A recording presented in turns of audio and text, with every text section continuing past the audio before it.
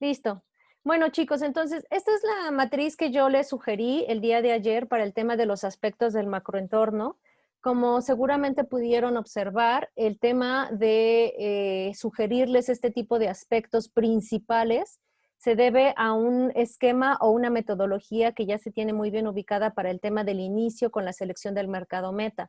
Es muy importante empezar a empaparse con los temas que puedan ser relevantes dentro del país al que ustedes quieren dirigir su producto de exportación, y por eso es que se toman estos como los más importantes. Se le llama análisis PESTEL por los acrónimos de cada uno de los aspectos en los que tienen que ver para desarrollar este tipo de análisis.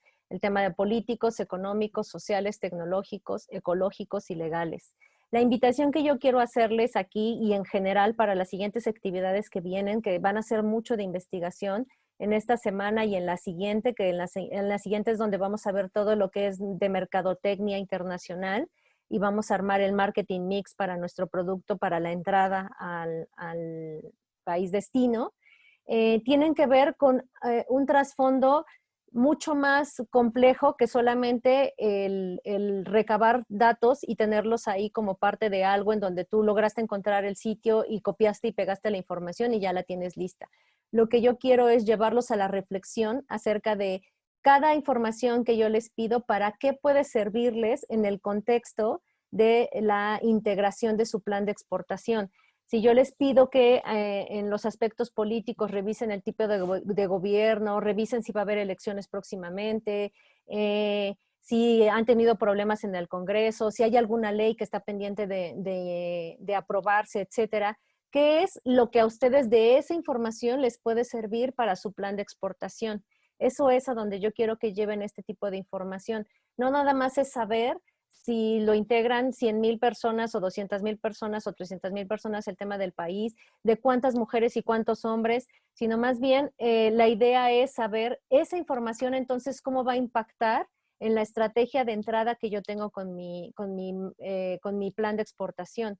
Para mi producto es importante entender cuántas mujeres y cuántos hombres hay. Si es así, entonces me interesa saber también cuántos hay en cierto rango de edad, porque mi producto le puede impactar ese tipo de información.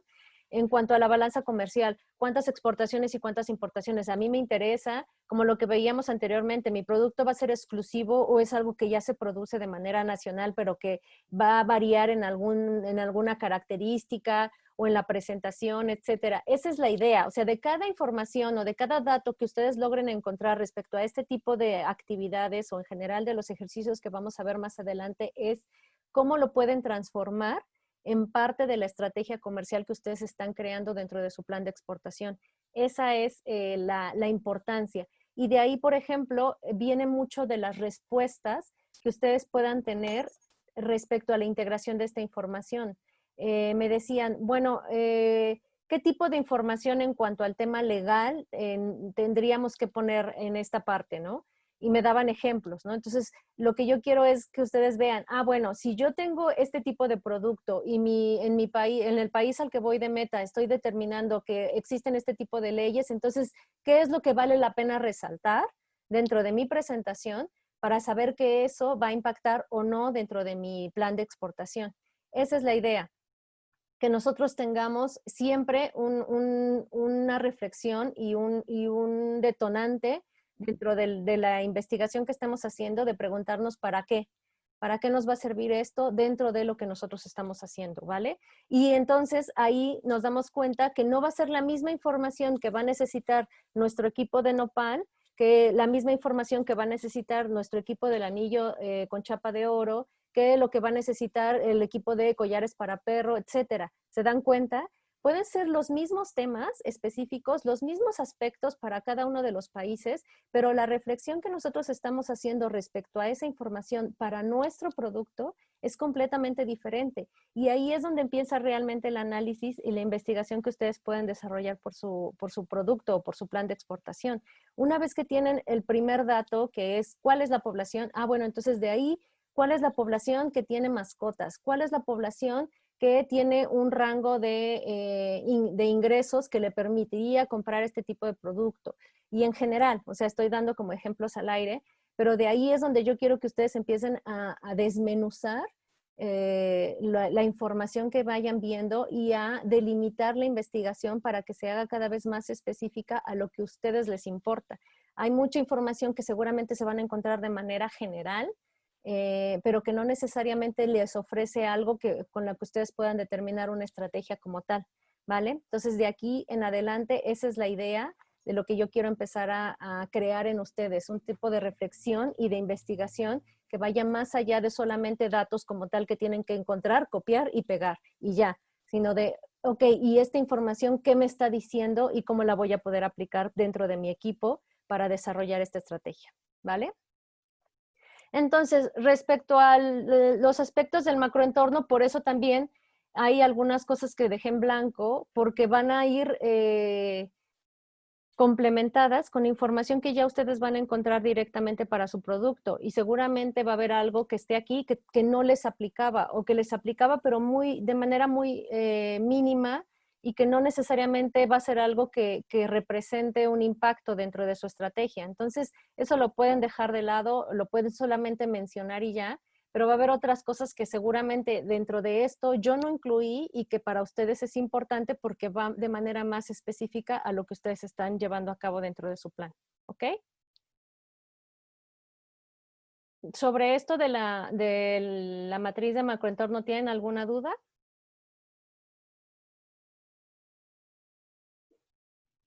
No, maestra. Todo bien.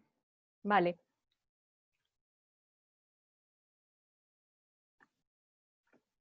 Entonces, vamos a entrar en el primer tema que son los trámites de exportación. Seguramente ustedes desde la semana pasada revisaron esta parte o se encontraron en alguna información de la que ustedes estuvieron revisando con este apartado. Y bueno, de entrada, lo más importante es, para la exportación generalmente ni en México ni en la mayoría de los países existe realmente una gran burocracia para llevar a cabo la exportación. Simplemente, de manera general, lo que piden es que la empresa esté constituida de manera legal, y esto no necesariamente es solamente para personas morales, también como persona física tú puedes llevar a cabo exportaciones. Lo único es que tienes que estar registrado en el Registro Federal de Contribuyentes. Y esto es sobre todo porque a partir de aquí las operaciones que ustedes deriven de comercio exterior van a ser registradas ante el SAT. Vas a tener un agente aduanal que también está registrado ante el SAT y toda esta esfera gubernamental tiene que estar conectada y comunicada. Por eso es que el primer requisito siempre va a ser el Registro Federal de Contribuyentes. Obviamente también tiene que ver con el tema de la recaudación de impuestos, el saber que la persona moral que tú representas para este plan de exportación cuenta con el cumplimiento de las obligaciones fiscales es algo muy importante para el gobierno mexicano. Y el tema que lo vamos a ver más adelante, de la promoción de exportaciones, va muy ligado también a este punto en cuanto al tema fiscal y al cumplimiento de esas obligaciones. Entonces, como primer parte es el tema del Registro Federal de Contribuyentes. Todos tienen que estar registrados en esa parte. Ya de manera adicional te van a pedir que, bueno, que tengas tu acta constitutiva, que estés dado de alta de manera correcta si lo requieres, por ejemplo, con una licencia de funcionamiento, etcétera. Eso ya va más específico dependiendo del tipo de empresa, pero con que tengas mientras tanto el Registro Federal de Contribuyentes ya estás cumpliendo la primera parte de los trámites de exportación. El tema de la propiedad intelectual, que también lo platicamos un poco la semana pasada, es igual importante porque ustedes tienen que asegurarse que el modelo, producto, proceso, etcétera, que van a exportar está protegido por las leyes de propiedad intelectual. Las leyes de propiedad intelectual son tanto nacionales como internacionales y tienen recursos en donde ustedes pueden protegerse a nivel internacional. Hay patentes que ustedes pueden registrar internacionalmente si así lo desean, o también irlas patentando de manera individual, país por país, para no gastar tanto, porque sí son sí son caros ese tipo de trámites.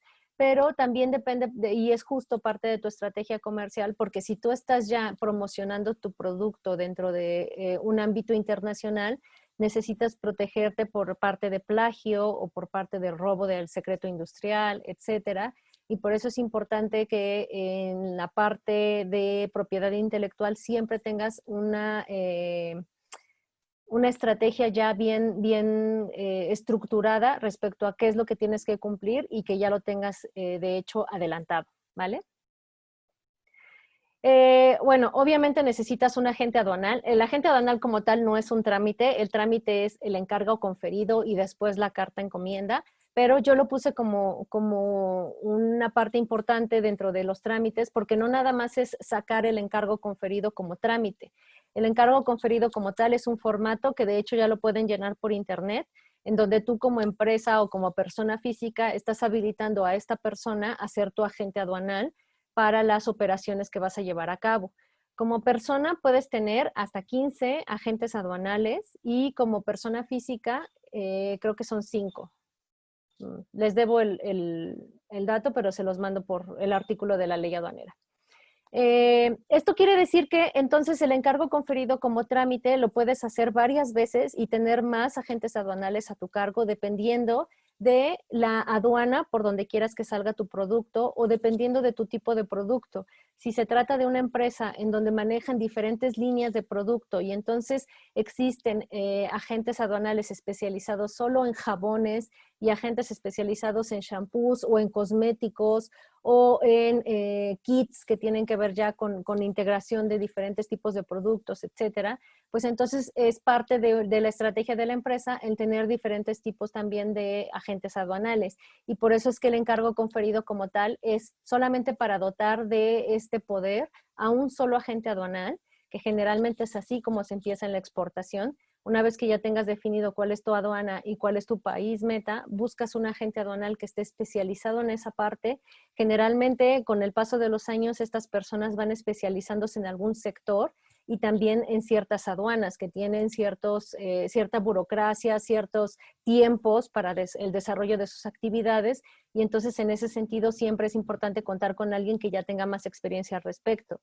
El buscar el agente aduanal en cierta forma es relativamente sencillo. Ustedes entran al sitio de la Confederación de Agentes Aduanales, de la Confederación de Asociaciones de Agentes Aduanales, y ahí ustedes pueden rastrear toda la información de los agentes aduanales por producto o por aduana.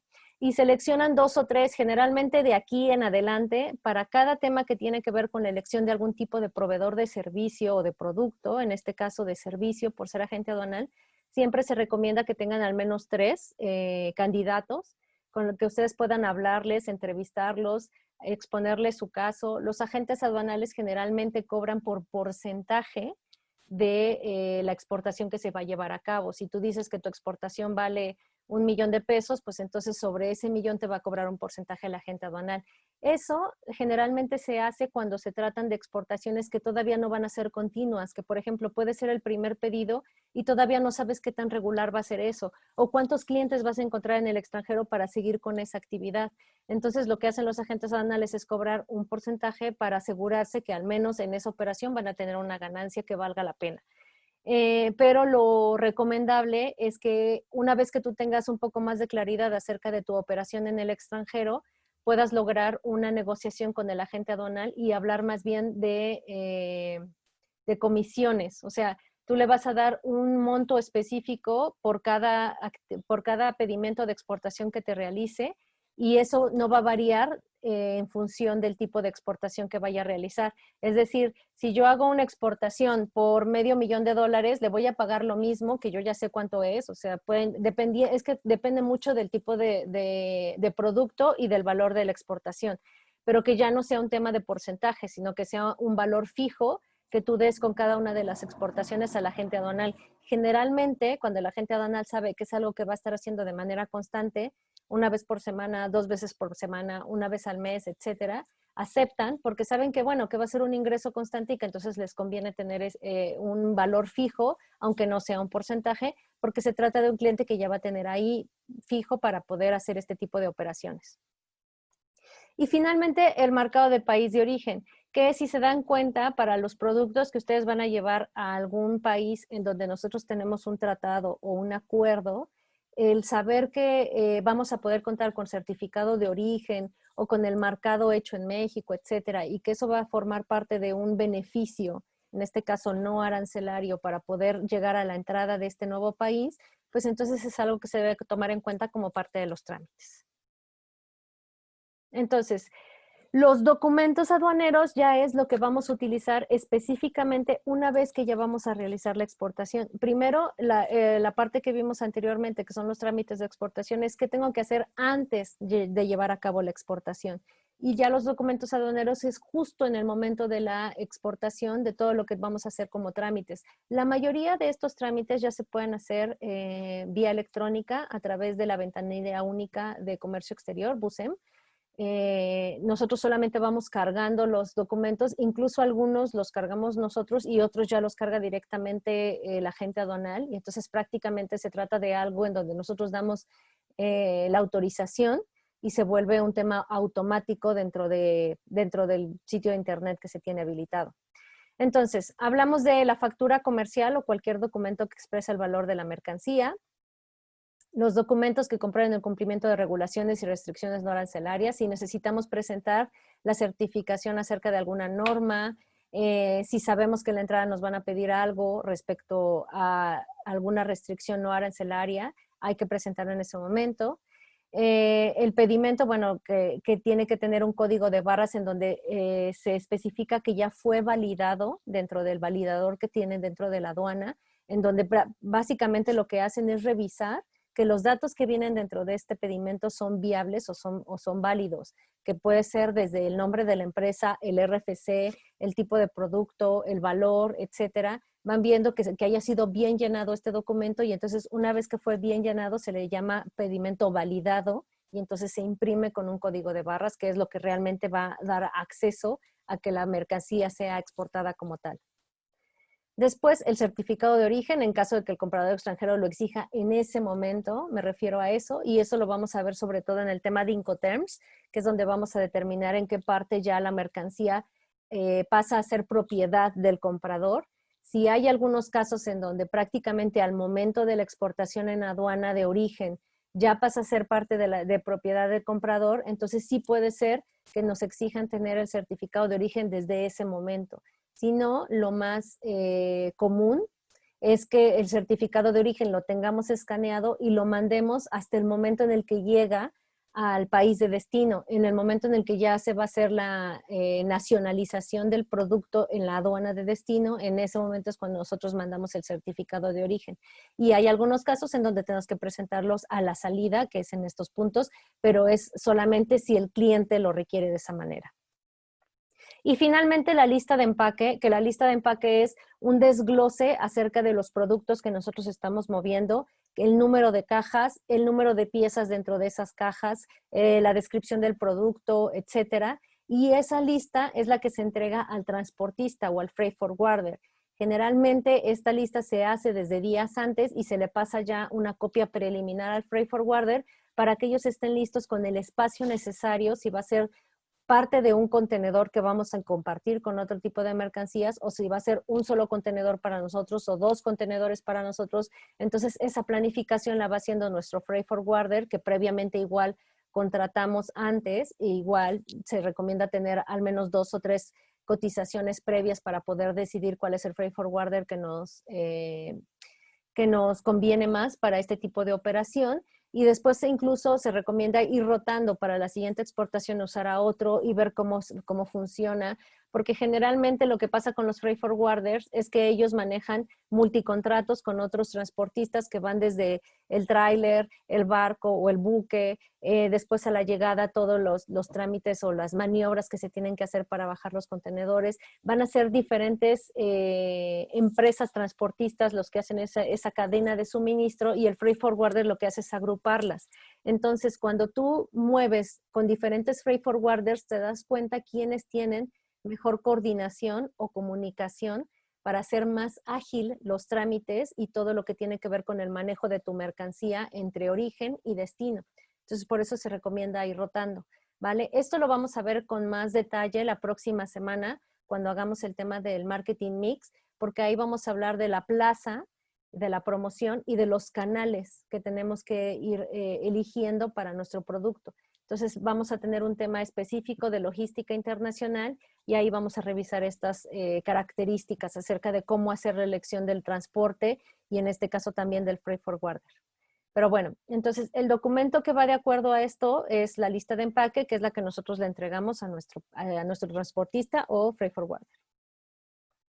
Ahora vamos a hablar un poco acerca de los programas de apoyo al comercio exterior. ¿Qué hora es? Son las 11. Ok, justo es 1 hora, chicos. Para no cortar este tema, les propongo que tengamos un receso. Déjenme paro la grabación.